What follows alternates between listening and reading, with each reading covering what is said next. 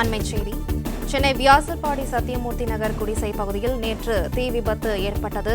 இந்த விபத்தில் பாதிக்கப்பட்டவர்களுக்கு உணவு வழங்கச் சென்ற தாவேக நிர்வாகிகள் தாக்கப்பட்டதாக புகார் எழுந்த நிலையில் இது தொடர்பாக துணை ஆணையர் விரிவான விசாரணை நடத்த காவல் ஆணையர் உத்தரவிட்டிருக்கிறார். மேலும் விவரங்களை செய்தியாளர் கதிரவன் வழங்க கேட்கலாம். கதிரவன் வணக்கம், மேலும் விவரங்களை சொல்லுங்க. சென்னை வியாசர்பாடி சத்தியமூர்த்தி நகர் குடிசை பகுதியில நேற்று மாலை திடீரென தீ விபத்தானது ஏற்பட்டது. இந்த தீ விபத்துல 20க்கும் மேற்பட்ட குடிசை வீடுகள் தீயில் எரிந்து சேதமடைந்தன. அங்க இருக்கக்கூடிய பொதுமக்கள் உடைமைகளை இழந்து அருகில் பள்ளியில் தங்க வைக்கப்பட்டிருக்கிறார்கள்.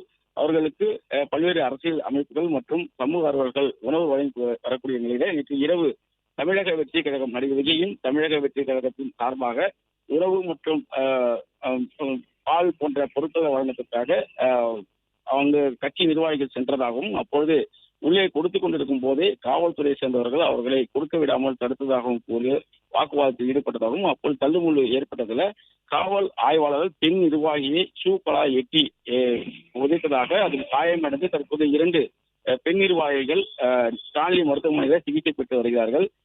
பொதுச் செயலாளர் ஆனந்த் உள்ளிட்டோரும் அதே போல நடிகர் விஜயும் கண்டனம் தெரிவித்து அறிக்கை வெளியிட்டிருந்தார். சமூக வலைதளங்களிலும் இது தொடர்பான வீடியோ காட்சிகள் மற்றும் குற்றச்சாட்டுகள் முன்வைக்கப்பட்ட நிலையில காவல்துறை தொடர்பாக விளக்கம் அளித்திருக்கிறது.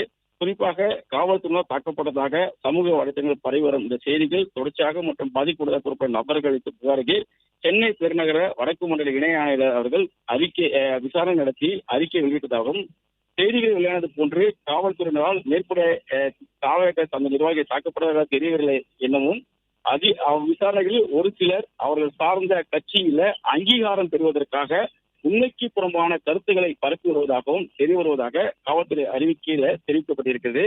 இருப்பினும் காவல் ஆணையர் அவர்கள் தொடர்பாக விரிவான விசாரணை மேற்கொள்ள குழந்தைகள் மற்றும் பெண்களுக்கு எதிரான குற்றத்தடுப்பு பிரிவு துணை ஆணையாளர் அவர்களை நியமித்து உத்தரவிடப்பட்டிருப்பதாகவும், அவர்கள் விசாரணை நடத்தி விரிவான விசாரணை அறிக்கையை சமர்ப்பிப்பார் என்றும் தெரிவிக்கப்பட்டிருக்கிறது.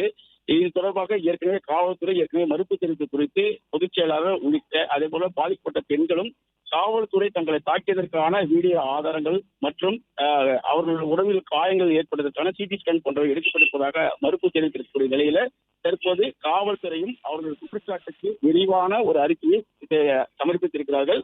விரிவான விசாரணை நடத்தப்பட வேண்டும் தெரிவித்திருக்கிறார்கள். பிளே ஸ்டோர் மற்றும் ஆப் ஸ்டோரில் இருந்து பாலிமர் செயலியை QR கோடு மூலம் பதிவிறக்கம் செய்யுங்கள். செய்திகளை உடனுக்குடன் பெறுங்கள்.